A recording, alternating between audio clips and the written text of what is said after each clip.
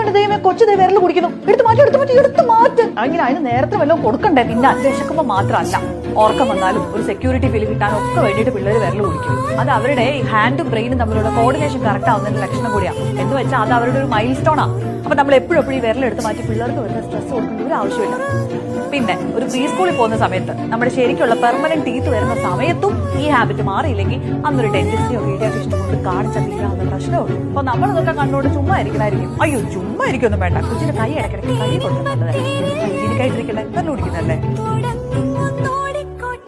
ഉയ്യോണ്ട് ദൈവമേ കൊച്ചു വിരൽ കുടിക്കുന്നു. എടുത്ത് മാറ്റ്. അങ്ങനെ അതിന് നേരത്തെ വല്ലതും കൊടുക്കണ്ടേ? പിന്നെ വിശക്കുമ്പോ മാത്രമല്ല, ഓർക്കം വന്നാലും ഒരു സെക്യൂരിറ്റി ഫീൽ കിട്ടാനും ഒക്കെ വേണ്ടിയിട്ട് പിള്ളേർ വിരൽ കുടിക്കും. അത് അവരുടെ ഹാൻഡും ബ്രെയിനും തമ്മിലുള്ള കോർഡിനേഷൻ കറക്റ്റ് ആവുന്നതിന്റെ ലക്ഷണം കൂടിയാണ്. എന്ന് വെച്ചാൽ അത് അവരുടെ ഒരു മൈൽ സ്റ്റോൺ ആണ്. അപ്പൊ നമ്മൾ എപ്പോഴും ഈ വിരലെടുത്ത് മാറ്റി പിള്ളേർക്ക് വരുന്ന സ്ട്രെസ് കൊടുക്കേണ്ട ഒരു ആവശ്യമില്ല.